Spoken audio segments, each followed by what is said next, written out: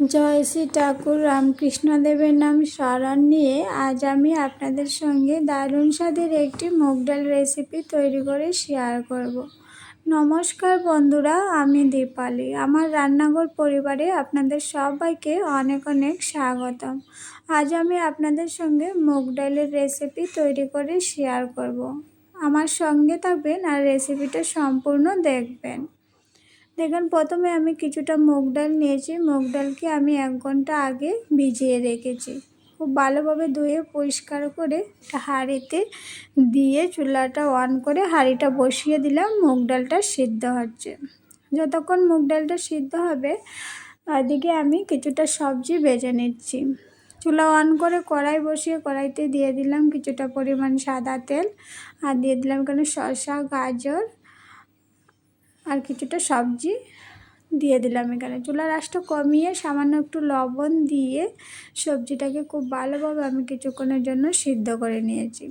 এখন একটু টমেটো কুচি দিয়ে পরিমাণ মতো লবণ, জিরে গুঁড়ো, ধনিয়া গুঁড়ো, হলুদ গুঁড়ো সবগুলো উপকরণ দিয়ে সবজিটাকে আমি খুব ভালোভাবে ভেজে নিচ্ছি। আর এইদিকে মুগ ডালটাও প্রায় সিদ্ধ হয়ে আসছে, দেখতে পাচ্ছেন আপনারা। খুব সুন্দরভাবে কিন্তু মুগ ডালটা সিদ্ধ হয়ে গেছে। এখন মুগ ডালেও আমি পরিমাণ অনুযায়ী মশলা এখানে দিয়ে দিচ্ছি। ধনিয়া গুঁড়ো, মৌরি গুঁড়ো, গরম মশলা গুঁড়ো, জিরে গুঁড়ো, হলুদ গুঁড়ো, স্বাদ অনুযায়ী লবণ দিয়ে খুব ভালোভাবে আমি মিক্স করে নেব এই ডালের সঙ্গে। আর ডালটা কিন্তু ভিজিয়ে রাখার কারণে খুব কম সময়ে খুব ভালোভাবে সিদ্ধ হয়ে গেছে। আর দিয়ে দিলাম 2টে লেবু পাতা। লেবু পাতা দিলে কিন্তু এই ডালের টেস্টটা অনেক বেশি ভালো আসে। তাই আপনারা যখন নিরামিষ ডাল তৈরি করবেন অবশ্যই একটি লেবু পাতা দিয়ে দেখবেন, খেতে অনেক ভালো হয়। সবজিটাও ভাজা হয়ে গেল। তেলটা জড়িয়ে জড়িয়ে আমি এই সবজিটা ডালে অ্যাড করে দিচ্ছি। দেখেন, সম্পূর্ণ সবজিটা দেওয়ার পর ডালটা কত সুন্দর দেখাচ্ছে। আর এই কড়াইতেই আমি দিয়ে দিলাম 2টো শুকনো লঙ্কা, তেজপাতা, 4টে কাঁচা লঙ্কা, 5 ফোড়ন, আদা কুচি।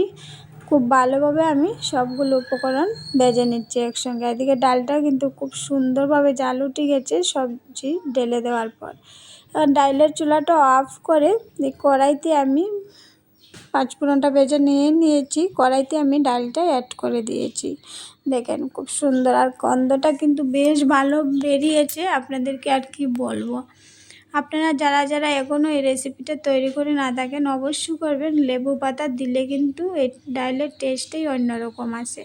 আর যারা আমার চ্যানেলটিকে ফলো করে আমার পাশে আছেন আপনাদেরকে আমার আন্তরিক ধন্যবাদ। আর যারা এখন আমার চ্যানেলটিকে ফলো না করে দেখেন আপনারা অবশ্যই আমার চ্যানেলটিকে ফলো করে আমার পাশে থাকার অনুরোধ রইল আপনাদের প্রত্যেকের কাছে। আবার একটু গরম মশলা আর ঘি দিয়ে চুলাটা অফ করে অন্য একটি পাত্রে নামিয়ে আপনাদেরকে দেখিয়ে দেবে। দেখেন, আমি একবার দেখাচ্ছি, দেখেন কত সুন্দর হয়েছে। আর ডালটা কিন্তু বেশ ভালোভাবেই সিদ্ধ হয়েছে, আর দেখতে কালারটাও কিন্তু ভালো এসেছে। খেতে তো অনেক দারুণ হয়েছে, আপনাদের কি আর বলবো। রেসিপিটা সম্পূর্ণ দেখার জন্য আপনাদের কাছে অনুরোধ রইল। আর যদি আপনাদের ভালো লাগে একটি শেয়ার করে নতুন বন্ধুদেরকে দেখার সুযোগ করে দেবেন আপনারা সবাই।